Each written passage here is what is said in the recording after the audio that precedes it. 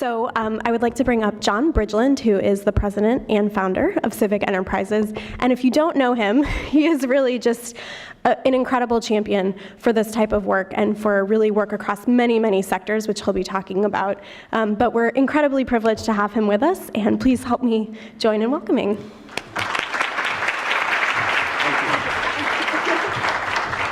Have to kiss her. She's so wonderful. So I have to confess that we had 2 mechanical problems on 2 planes last night flying in from Texas, and I've had an hour of sleep. So I'm a little woozy, and I have one responsibility at the end, which is to introduce an extraordinarily talented person from Chapin Hall. So if I forget to do that at the end, will someone signal me that I need to do that? So I have to tell you, it's just such a privilege to be here with CLPHA and to be with people who care so deeply about the needy and the vulnerable, and are so creative in thinking of how we can forge partnerships across many sectors and many competencies to help them. I know the national dialogue doesn't always reflect and fully resonate, you know, the hard work we're doing on the ground. And I just have to tell you, when I get a little discouraged at the national level, I'm always so encouraged by what I see. I was in Austin yesterday, meeting with a whole range of partners from the Texas Supreme Court that has created a youth commission, to housing authorities, to nonprofit organizations, to the Austin Public Schools, to people in government. We're talking about a governor's challenge that knits these things together. It was just very exciting to see the work on the ground. So I want to thank Sonia and Abra for all the wonderful collaborations, discussions we've had recently. They've asked me to come in and talk about an experience I've had over the last 18 years in forging a multi-sector bipartisan initiative on a serious national challenge that has then led us into work around young people who experience homelessness.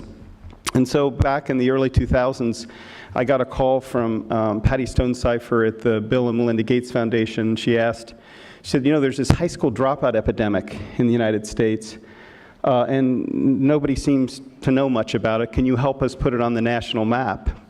And I said, Patty, I have no idea. So we went away and discovered that there was research dating back to 1870 on the high school dropout epidemic, but nobody had ever actually talked to the young people themselves who made this extraordinary decision to drop out of high school. So with the Gates Foundation, we went into 25 communities across the United States, from Boston, Los Angeles, big cities, but also small rural areas like St. Clairsville, Ohio, and talked to these young people who made this extraordinary decision to drop out of school. And what we discovered, which would be no surprise to you, but the stereotype in the country was that huge academic challenges, they just couldn't make it through, poverty, life events. And what we discovered was that the vast majority of these extraordinary young people could have made it, not just graduating high school, but moving on to college. That many, the leading reason they dropped out was they didn't see a connection between what they wanted to be in life and what they were learning in school. A lot of them had, you know, they said, you know, I wanted 1 or 2 caring adults in the school who knew my name, who knew my interests and connected what I was learning to what I wanted to be. Some talked about real life events, you know, trauma in the home, housing instability, or many of them actually were already the heads of households in their, you know, taking care of parents and grandparents and uncles and aunts. And you know, the challenges that they faced at 16 and 17 were things you wouldn't expect even of someone in their late 20s and 30s. It was a really moving experience. You know, I've had this privilege of, I served 2 presidents. I was director of the White House Domestic Policy under George Bush, who cared deeply about housing policy, by the way. And remember, we worked on Section 8 vouchers and put more funding into to housing, worried a lot about homelessness. And then had the privilege of serving President Obama, and I know the country's often polarized, but I found these 2 leaders extraordinary, and what they did for the vulnerable and needy across 2 administrations really quite uplifting. But often what you do at the national level, and Steve said to me, I said, any advice? He said, yeah, don't be too lofty. These people are very practical. And so actually that resonates with me, because as I work in these public policy positions, I found the reality of what I found on the ground to be the most powerful thing that ever happened to me. So I went into Philadelphia. We did focus groups with young people who had dropped out. There was this young girl named Monique charismatic, articulate. She took over the entire focus group. And we asked her, what did you want to be in life when you were growing up? And she said, I wanted to be an astrophysicist. And we said, a what? She said, I was inspired by the NASA space program. She went on and on. 15 minutes later, we said, what was your best day? Because they had talked about many, many horrific days. And she said, my best day was when I had read over the weekend a letter from a Birmingham jail. And she went on to quote Thomas Aquinas, Martin Buber, and Chief Justice Earl Warren, talked compellingly about Martin Luther King's theory of nonviolence. And she said that was connected to a service learning project in Philadelphia I was doing. And I got to tell you, I was behind, anybody ever done a focus group? I was behind the glass, and there were like, the tears are coming down. And then Jeff Guerin asks her, 20 minutes later, Monique, what are you doing now? And she said, I'm a prostitute. Basically, I'm working the streets of Philadelphia. She was a prostitute on the streets of Philadelphia. And I thought, how does a life and a system fail a young girl like that? And the group of us, John Doolio, Gates Foundation, a bunch of us said, we're going to do everything within our power to put this issue on the national agenda and to do something about it. So if this actually works, let's see. Can someone help? I need your help. Yes, sir. I can see professionals coming up. So we used all this. So we issued a report called The Silent Epidemic. And I'm telling you these things because to me, some of them were the key insights and ingredients I learned along the way that may be helpful to the work you're doing. It could be the next one. Just go like that. Okay. Just back and forth. Really complicated. So we issued this, thank you so much. We issued this report called The Silent Epidemic. And because of that, we wrote over 100 drafts of it because we felt like we had to get this perfectly. We had an open letter to the American people. I went to Colin Powell, who I think just has such respect in the country, and asked if he would help with kind of an open letter. And anyway, we because of the powerful voices of young people, it generated a Time cover story called Dropout Nation. Interestingly, with Cherie Harden, who I've met. She's from Shelbyville, Indiana, a white girl from a rural area, because this problem is pervasive, and Time wanted to send the message, this is not just about inner city minority kids. And Oprah Winfrey picked it up and did 2 back-to-back shows on the silent epidemic and had all these young people involved. And columns were written all across the United States and programs. And finally, the country was waking up to the dropout epidemic. It was so exciting. And so Patty and I said, why don't we do a national summit on America's silent epidemic? We brought together the National Governors Association, Time Magazine, MTV, and the Gates Foundation.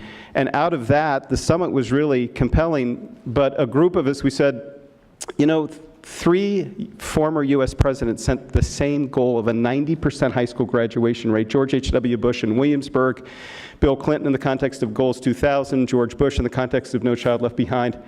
And these goals would come and go and were missed because there wasn't an evidence-based plan of action to do something about it. So we convened the governors, the chiefs, educators, administrators, nonprofit organizations, former secretaries of education, the current secretary of education, and we agreed we're going to create a civic Marshall Plan of action to do something about it. I know that's not, it's a little lofty for Steve, but what was exciting about it, we said, Bob Balfans told us this is a targeted, fixable problem. 50% of the dropouts in the United States are found in just 15% of the schools. So we had the list of the 2002 high schools in the United States that were disproportionately dropping out students, which is like a classic engineering problem of getting the right supports to the right students at the scale and intensity required to keep them on track. We put in early warning systems. You can predict as early as 3rd or 4th grade the attendance, behavior, and course performance in reading and math. And I see Emily here with a campaign for 3rd grade reading, and Ralph Smith, and they've been our partners. So if we can keep kids on track, get them into school. By the way, schools tracked average daily attendance. So I couldn't tell if Steve was actually chronically absent in most schools in the country, and I bet he wasn't. But what was exciting about it was all of a sudden we had individualized particular data on young people and where they were in their trajectory, and then all these organizations convened to intervene and provide them supports. Big Brothers Big Sisters United Way Boys and Girls Clubs, City Year National Service Programs, communities and schools. I'm on the City Year National Board. They went from random investments in national service to 100% of their investments in national service teams that are deployed in concert with early warning systems to help the young people who were off track. That is so powerful. Guess what happened to City Year? They doubled their investment from both government and the philanthropic community. All these other organizations saw with this strategic alignment and greater impact, they're going to have a greater return in terms of the investment that they could attract. So long story short, the national governors, we discovered that Monique had gone into the Philadelphia Public Schools and literally signed out at the age of 16. And I turned to John Dooley and I said, what was that about? What do you mean signing out at 16? We discovered the compulsory school age laws were written in 1910, 1915 when we had an agricultural and industrial economy and young people needed to be in the factories and the fields. They didn't need to complete high school.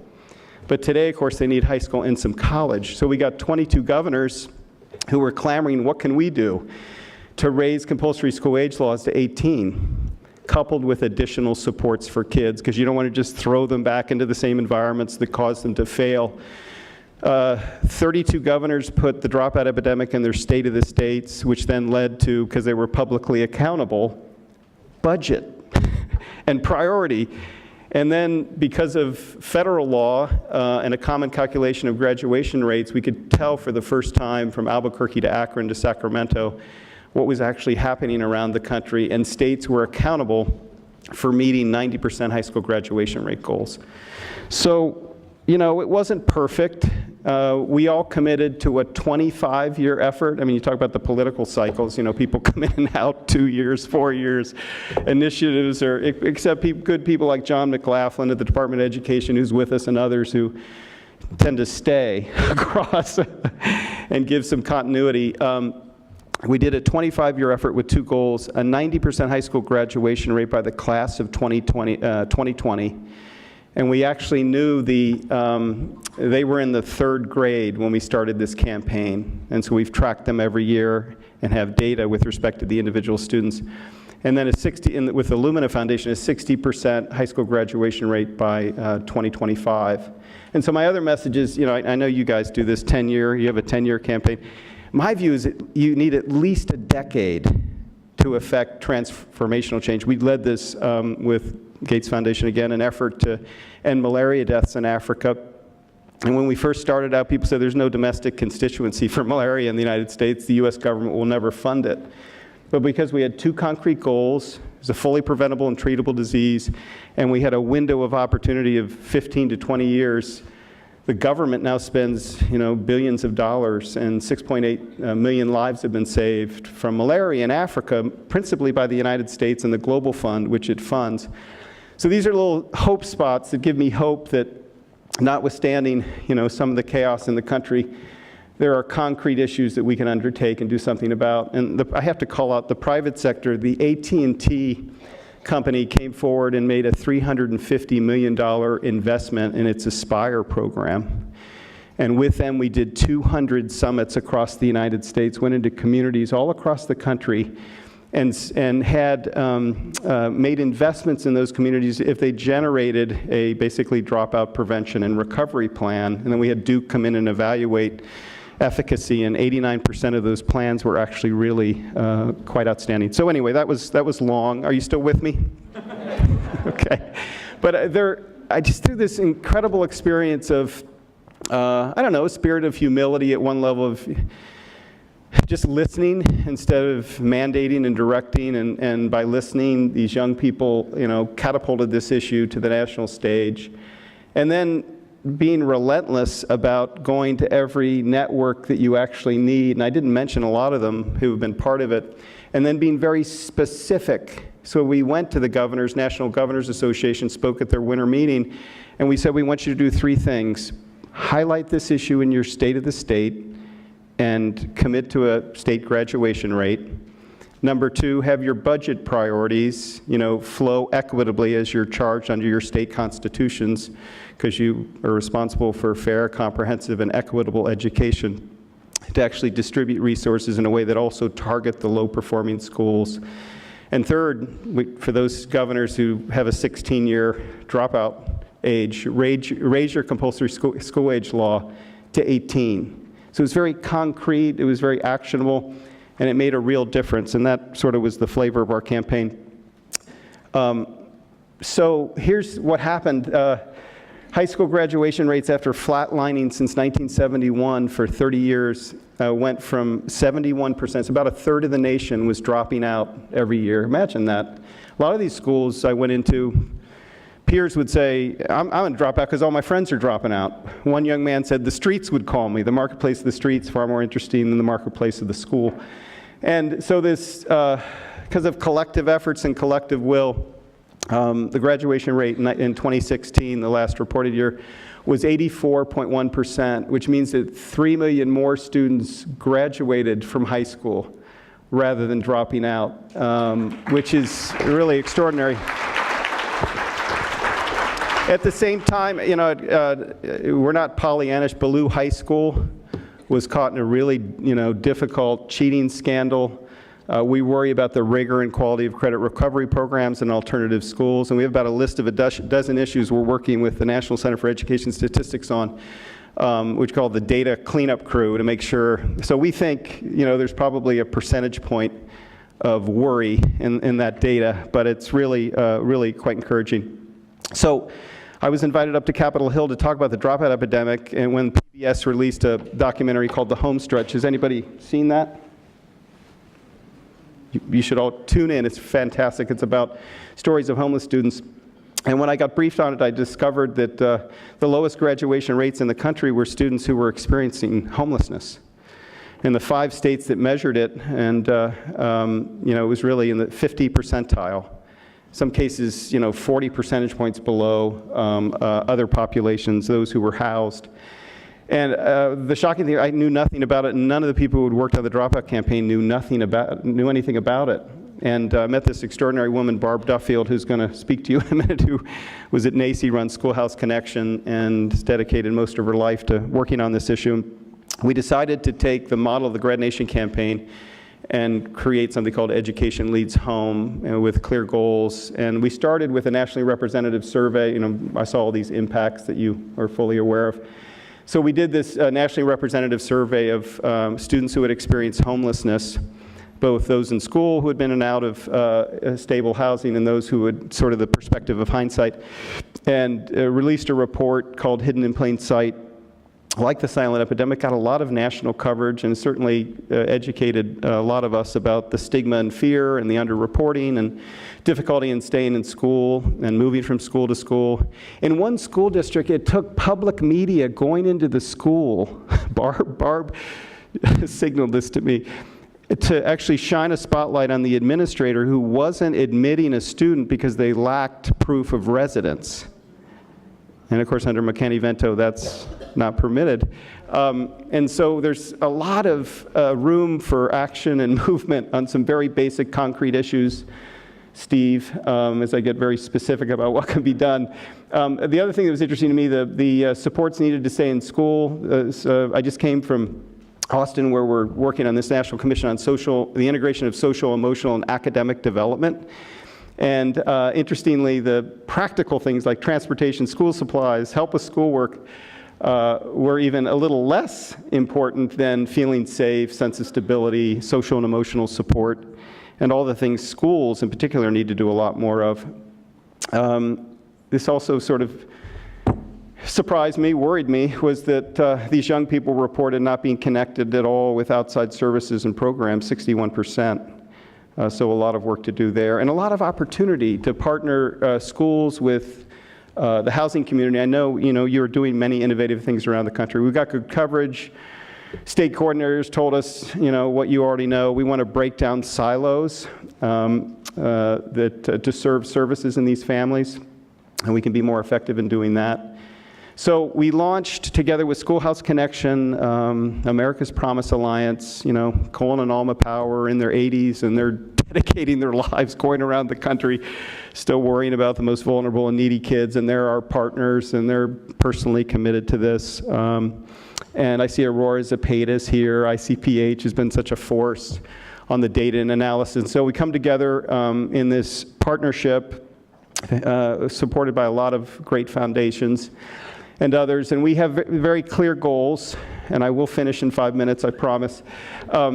The first is equal participation in high-quality preschools by 2026, and a lot of good provisions in Head Start give us a little extra running room. 90% high school graduation rate by 2030, which we think is both ambitious but realizable.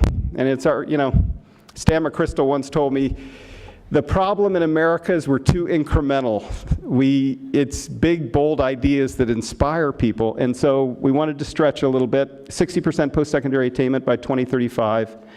And these kids can make it if we give them the appropriate supports. Second, our structure is always clear goals, evidence-based plan of action to meet it, including room for innovation and continuous learning, rally supporters across sectors to work collectively and to align their efforts, not just randomly or chaotically, but with the comparative advantage they have to bring to it. And then be accountable for progress nationally and by state, and we're putting out national reports every year, state-by-state reports, and we're moving forward on this governor's challenge where we're going to get governors across the country to actually focus in on making this a priority, using their convening power and their budget power as leverage, and then bringing, just like we were in Austin with the Texas Supreme Court and all these great partners, trying to work together and co-invest together for better outcomes for kids.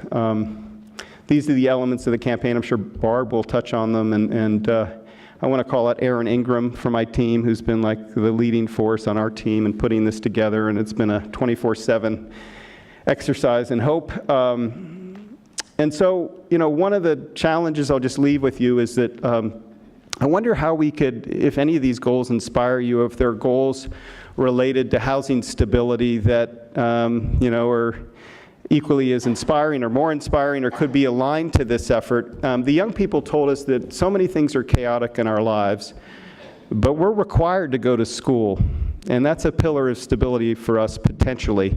And so having them achieve, and I think our next speaker, one of many compelling data points we saw from Chapin Hall was the leading cause of adult homelessness was a 346% increase for those who didn't get a high school diploma. So that was like a powerful data point pointing the way toward we need a focused effort on boosting high school graduation rates for students who are homeless. So we're going to seek out these partnerships. One reason I'm here and one reason we've been working so hard with CLPHA, and really excited to work with you. And then back to listening. We listen to a lot of these McKinney-Vente state coordinators. So if we create change for them while they're young and empower them with the tools to be successful in school, to graduate on time, understand they have a right to remain in their school of origin, not to have to go to 4 or 5 different schools. These are the Steve-specific small things that may seem insignificant to the layman, but in the end, believe are creating change so our children that are in our schools don't end up being homeless adults. Frederick Douglass, I think, was the one who said it maybe even more eloquently when he said, it's better to help and cultivate young children than to fix broken men. And so I don't know, we're inspired by this work. I'm really inspired by what you do every day.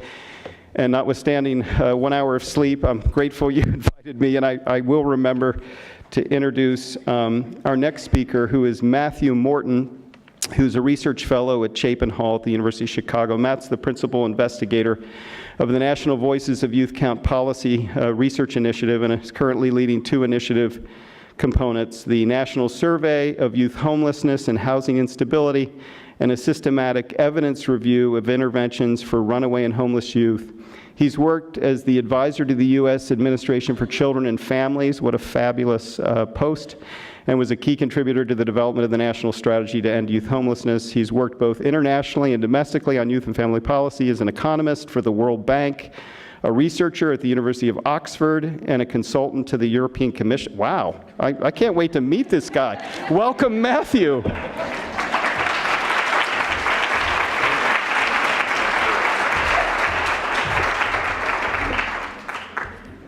Thank you so much. Good. Thank you so much, John. You're just an amazing example, I think, of what we need today and what public service and leadership can look like, and how you've brought worlds together around impact and young people. So thank you. Thank you to the council for inviting me, and Abra for coaching me and supporting. I am really thrilled to be here today. What I'm really excited about in particular is how this conference brings together different sectors to think more holistically about solutions for the well-being and thriving of the most vulnerable among us. So I just am honored to be with you. I appreciate what each of you does on a day-to-day very deeply, and I'll explain more where that appreciation comes from shortly. So I represent Chapin Hall. We're a policy research institute affiliated with the University of Chicago, been around for decades, working on children, youth, and family issues, and we're really trying to be at the intersection of connecting evidence to decision making, put it in the hands of people like you, practitioners, policymakers, to be able to make more informed decisions for outcomes and system transformation. There are a lot of friendly, familiar faces in this room. Jasmine Hayes and Barbara Duffield and I have been following each other through multiple states over the last week alone. And there are some new faces that I'm really pleased to get to know. So thank you for being here. Those of you who do know me will know I'm a big nerd. I have a PhD in policy evaluation, evidence-based social intervention. It's a mouthful in and of itself.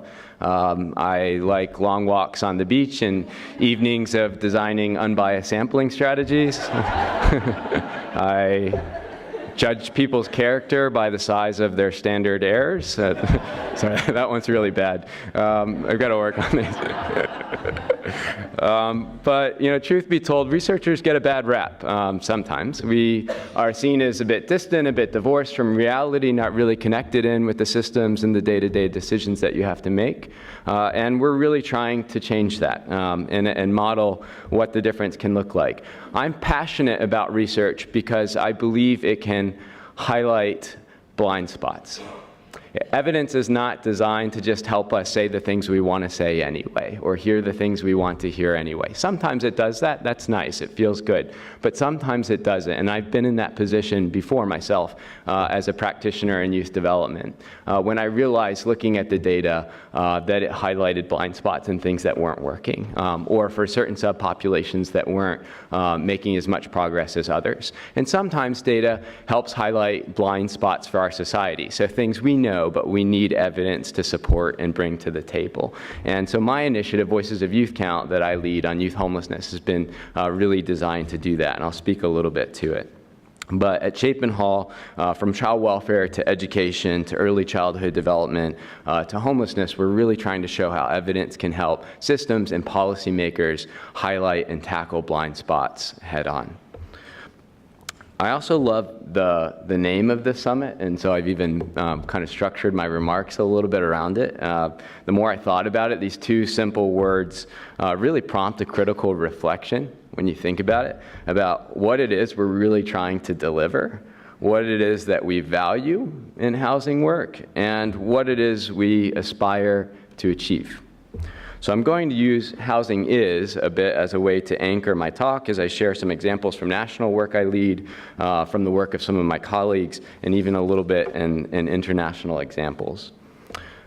So first, we do know that housing is return on investment, and that's an argument I think we need to continue to make. It's one that many of you appreciate, but I don't think is fully accepted or appreciated as much as it needs to be in the public domain, where we have to make the argument for this work and these resources. Housing is not charity. Housing is a return on investment, and it has effects that we value as a society. And this narrative is a change that's needed in the mindset. So we know that family housing instability is a primary reason that children end up in foster care. We know that children experiencing housing instability perform more poorly in school, and John highlighted this very well with a few data points just now. They're more likely to drop out of school, have chronic absenteeism. This in turn detracts from our nation's human capital formation. Public housing indirectly subsidizes employers by making it possible for low-wage workers to reside and participate in active labor markets. Housing helps young people pursue meaningful education and employment opportunities and to avoid involvement with the criminal justice system. Over 2.5 million people in public housing today means 2.5 million people, many of them children and youth, who have a better shot at contributing to competitive local economies and safer, more vibrant communities. We all gain from that investment. And that's a story that our nation needs to hear. They need evidence, but they also need us promoting that evidence and making that case on a regular basis. Housing the poor and vulnerable is a vital and productive investment for our nation. But housing is also hope. So while these things about return on investment are true and critical for our left brain constituents, there is also a more human dimension to the story. Housing is indeed hope. It's a human right. It is that basic platform that each of us need to be able to see where tomorrow can lead. Amartya Sen, the Nobel Prize-winning economist from India, once said that poverty is not just a lack of money, it is not having the capability to realize one's full potential as a human being. This is what's so painful about a lack of stable housing. A lack of housing is a lack of freedom. It is a lack of freedom to act fully on our unique assets as human beings and to realize our full potential. This has personal significance to me. You see, I was a lucky one. I lost my mother at a young age when I was 5, after she and my father had separated when I was a baby. Later on, I lost my father, but in the meantime, I moved in with my father's house and grew up with a lot of substance use, chemical dependency, mental health problems, regular police visits. It was a house filled with a lot of trauma and turmoil. And I ran away from home on many occasions just to escape the tension that I felt on a day-to-day basis. I kept coming back because I knew if I didn't, somebody else might not pick up my baby sister off the floor while her mother was locked in a bathroom or her father was drunk at the local bar. Now, these were good people in a lot of ways, but they had deep issues that prevented them from fully caring at the right moments for their children and their family. I was lucky because when I was 15 years old, a high school English teacher spotted potential in me when no one else did. I was connecting to literature as a way to to connect my story to characters. I got into Russian literature and others, and I expressed myself. And she noticed this, and she advocated, despite my grades, for me to go into honors and AP classes because she felt I wasn't challenged enough. She also happened to be part of a movement in the local community. She was volunteering to support a group of teenagers to do something positive for their community. Now, at this time, Hillary Clinton was First Lady, and she had initiated what was called the Millennium Celebration at the time. It was a challenge, a charge to youth across the country to do something positive for their community. In a lot of communities, youth were doing things like planting trees and painting murals. This group of teenagers in my community said, that's not going to be enough. We want a teen center. And not only do we want a teen center, but we want to run it. They wanted to do everything from painting the walls to interviewing, hiring, and firing adult staff. Now, you want to see some nervous adults? But the ones that made it through that process were pretty special, and we knew we're really committed to this radical idea that young people could lead, young people could make a real contribution. And this teacher kept pushing me to get involved in these early days of formation. I didn't want to go. I finally went just to get her off my back. And I loved it. I had never experienced something so empowering, where other young people, many of them from difficult situations, were using their pain for passion to do something positive for their community. I joined that group. I became part of the leadership with their support and caring adults. And we got a $195,000 grant from the local community foundation to get started. And we started our first teen center. And then the Eckerd Family Foundation was so moved moved by this radical model of empowerment that they gave us $1 million to build 4 more. It was too much money for a bunch of 15-year-olds. I'll be honest. We're learning from evidence. But that faith in us was transformative, and I came up to 16, 17 to DC for the first time and told our story to a group, and they invited me on the National Council for Youth Policy, and I talked to the head of the Federal Youth Services Bureau at the time, and I had zero tact, and just told him what a shit job the government was doing for young people, and he said, at the end of it, I looked at my adult partners, and they were like, what is this guy going to say? And he said, you've got a lot going on here. I don't know what all we can do for you, but we're about to host the first White House National Youth Summit, and we need a youth keynote. Would you do the job? Sounds like you have a lot to say. So I did, and that launched me into national youth homelessness advocacy and youth development work, and have been setting up programs ever since. Thank you. Thank you.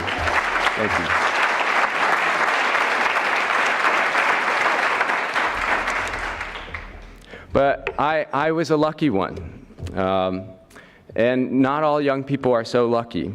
So this is me, by the way.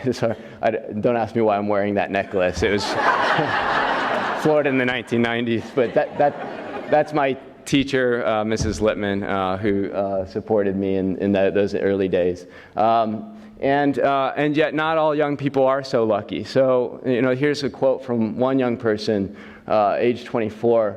I was sleeping on the streets before I got arrested, sleeping in a bus station or in motels when I could. I took drugs not to think about it, not to think about the fact that I might not have somewhere to stay, that I might have to sleep on the street.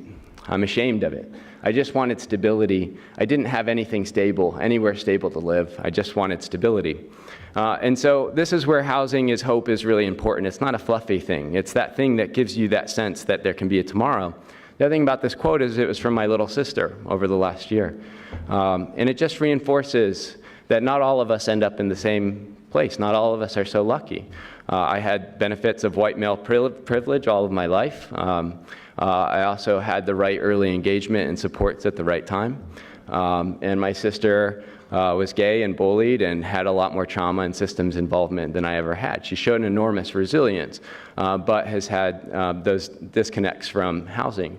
And the thing is what we're learning with Voices of Youth Count is my sister is far from alone. And so many people like my sister have been invisible. And this is why we launched Voices of Youth Count, so that we could make the invisible visible, that we could use evidence, that we could use research to tell a story about this population and to bring them into the light, out of the shadows. And what we found with the first ever nationally representative survey of youth homelessness in America was that at least 1 in 30 adolescents, ages 13 to 17, experienced some form of homelessness within a 12-month period. With young adults, as we expected, the prevalence rates climb even higher. About 1 in 10 young adults experience some form of homelessness within a 12-month period. About half of those were young people that experienced couch surfing without a safe and stable living arrangement. Moreover, we also found that this is really a national challenge. The prevalence rates of youth homelessness in rural communities, we showed for the first time, were statistically equal to those in non-rural communities. Now, it doesn't mean it looked the same. So what our survey showed was that rural youth were about half as likely to be staying in shelters because they didn't exist or they weren't youth-friendly in their communities, and about twice as likely to be staying with others, and couch surfing and so on. So it just goes to show, just because we can't see them doesn't mean they don't exist. And this is where data and evidence can be powerful, and you can use this to tell your story locally and draw attention to local solutions. Moreover, not all young people experience homelessness equally. So I've heard some people say, well, I expected the prevalence rates to be higher because they're living on a day-to-day basis or working on a day-to-day basis among at-risk populations. I've heard other people say, it can't possibly be 1 in 10. My daughter's in college, and And she's got, so many friends, and I would see 1 in 10 around me. Well, for one thing, young people aren't really trying to be shown that they're homeless, and they look like other young people. But also, in this case, this person's daughter was upper middle class, white, and spending the summer in France. So the odds were less likely. She was right. And what we show is that if you are black, or if you are a young person of color, you are much more likely to experience homelessness. If you identify as LGBTQ, you are much more likely to experience homelessness. And there's also an intersectionality. We need to get out of the two-dimensional cartoon pictures of youth homelessness.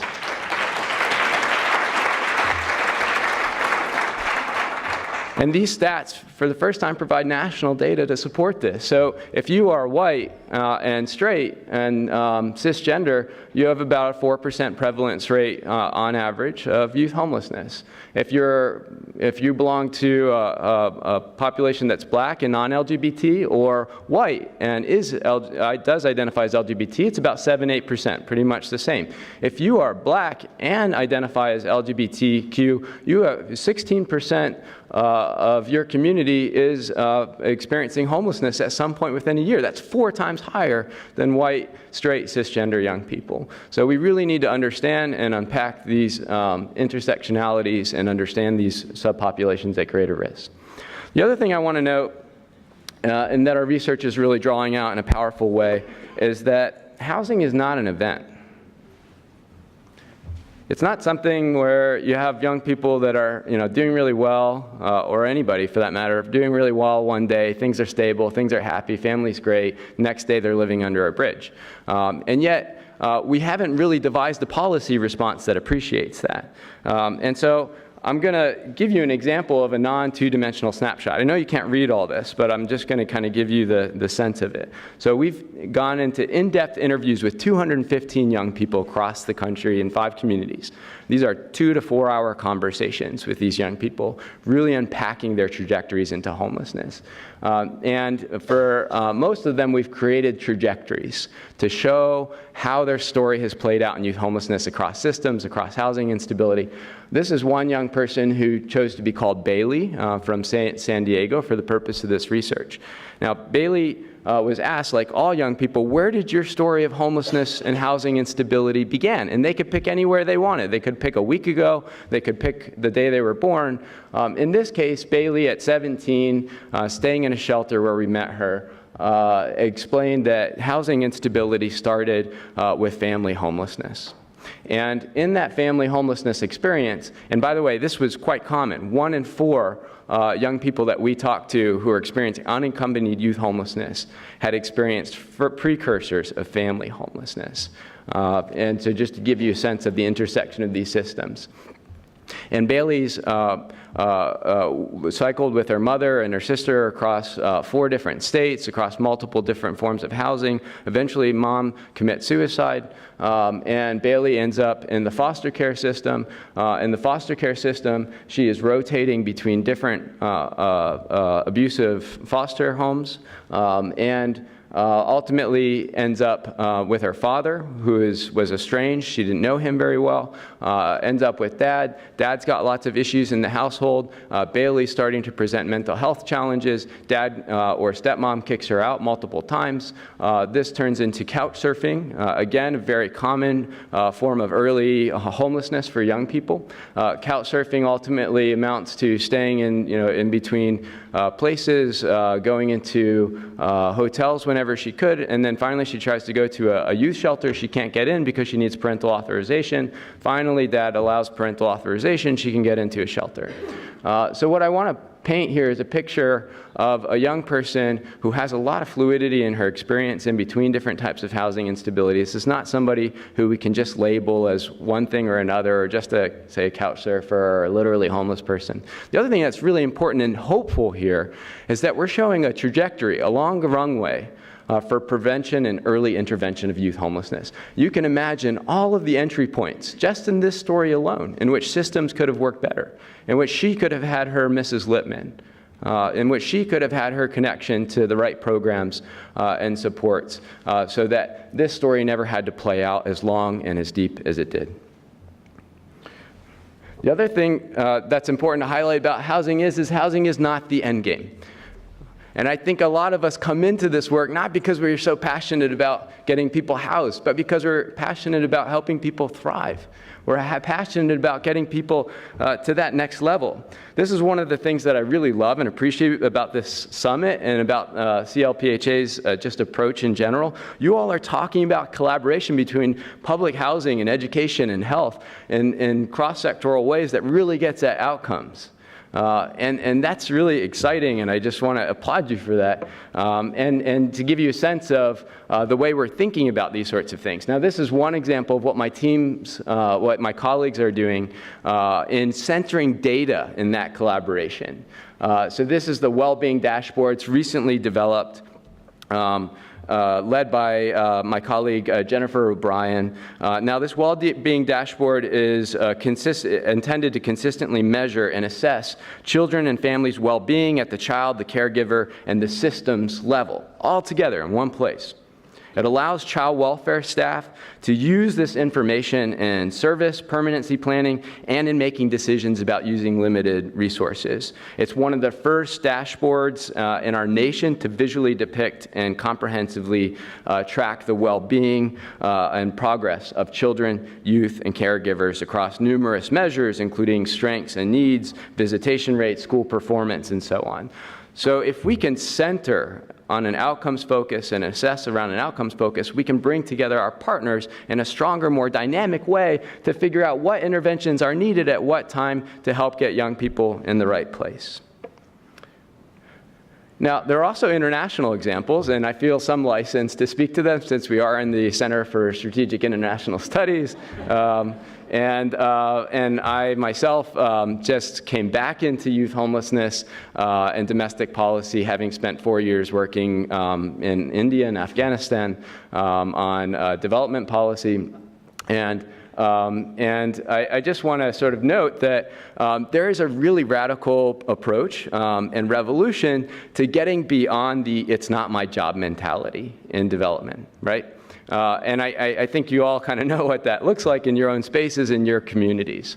And for a long time in development, the approach was offer a single program with a single policy instrument or something like that. So you'd have microcredit, but then not enough training for people to really use that microcredit to come out of poverty. You'd have a cash transfer, which would be really successful in smoothing consumption, but the data showed that it didn't sustainably pull people out of poverty, and it wasn't designed for that, but also once the cash transfers stopped, they didn't have the same impact. So Brock is one of the world's leading NGOs, one of the largest NGOs in the country, partnered with researchers and developed what was called a graduation approach. It's been tried now in multiple countries, I think over 10, some of the poorest countries in the world. And what they did was they said, let's think about how the evidence in a program service delivery model can put different components together. It started with providing something like a productive asset, which is usually livestock, because if you're very poor, especially rural landless women, you can offer that key asset, and that can give back in a lot of ways. But that wasn't enough. They didn't stop there. So they worked with these rural landless women in multiple countries, and then also offered either a cash transfer or a food asset, so that when times got rough, they didn't have to sell off their livestock and lose everything, right? And so it provided that safety net. They also provided savings accounts to get them financially included and provide match funding within there. There was skills investments, vocational training skills, life skills, and social integration, empowering groups for women so that they could sit together, support each other. There was power in numbers, and they could reinforce each other. All along, they had weekly visits and coaching and support from a peer who could provide that encouragement. Now, I'm not encouraging all of you to go back and set up livestock offerings for your clients. I would have thought that would have been cool to have a go when I was 12 years old. But I can imagine that'd be difficult for Section 8 landlords or public housing. But the point here is that it got beyond the "it's not my job" mentality of I do microcredit, or I do cash transfers, or I do training. And it said, what are the outcomes we want to achieve? And the outcome they wanted to achieve was actually to graduate the poorest people from poverty. And They conducted one of the largest randomized control trials over multiple countries, 6 different countries with 21,000 of some of the poorest people, and they found significant results. 75 to 96% of the participants had graduated out of poverty, and these were ultra-poor people. Those effects were sustained beyond the life of the program by over a year, and they showed significant return on investment. So in India, for example, every dollar that was invested led to a $4.33 return. And if this can be done in India, if it can be done in Afghanistan, if it can be done in Haiti and Ghana, why can't it be done in the richest country in the world?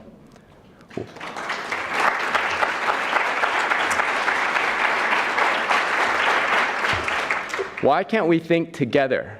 Not about just different people offering different programs and hoping they come together, but why can't we think about how we use our own instruments together to get people onto a graduation path out of poverty, to get people onto a graduation path onto thriving? These data, these results from other countries that have far fewer means than we do, have shown it's possible. It's a matter of will, it's a matter of vision. And then the last main point I want to make is that housing is rethinking systems. We're never going to end homelessness and housing instability with good programs alone. And this is very much related to the graduation model thinking. We need a systems approach, and often that means allowing ourselves the freedom to use evidence and partnership of those with lived experience to rethink our models of engagement entirely to get to better outcomes. At Chapin Hall, we have one model we're playing with for this. It's called the Implementation Collaborative, working across multiple jurisdictions, in this case Tennessee, Maryland, DC, New York City, Houston, and 3 counties in California have been part of this work with us. And the real spirit of this is to work closely with these state and local jurisdictions to understand the challenges that are faced and to co-design actionable solutions. Building agency capacity to sustain transformative change, getting beyond our individual silos, getting beyond our programs, putting data and experience at the center of our strategic transformative work together. It involves data analytics and use of evidence, certainly, but it also involves leadership and governance strategy, without which the evidence is meaningful or meaningless. Involves practice implementation, leveraging clinical best practices and what we hear from the field and from clients. Involves policy and fiscal alignment to make sure your resources actually support your aims and what the data say needs to be done. And all of this is nested within a robust, continuous quality improvement framework. Building agency capacity to regularly monitor performance, course correct when necessary, and meaningfully involve staff in the process. So we encourage you to think with us about these transformative system-level ways of using evidence and bringing a community together. Our Voices of Youth Count data also reinforces the critical essentiality of cross-system involvement. Within our 22 counties where we surveyed youth experiencing homelessness, 29% of the youth that were experiencing homelessness on a given night had been in foster care. 46, almost half of them had been in juvenile detention, prison, or jail. That's not even counting parole and other justice system involvement. And 1 in 3 young adults experiencing homelessness lacked a high school diploma or GED. This gets to what John was referencing. Young adults had almost 350% increased likelihood of experiencing homelessness if they lacked a high school diploma. So these are 3 major public systems that can play an essential role in early identification and working with housing systems to end youth homelessness for good, and we can't do it without them. Now, just wrapping up, I know this is hard work, but housing is going to take all of us. Housing is going to take all of us. It requires serious investments, and in many cases, it requires fundamentally rethinking the way our systems and our services operate. But I can't tell you how much I appreciate each of you individually and collectively for taking this on so seriously and for making sure that there is no such thing as an unlucky youth.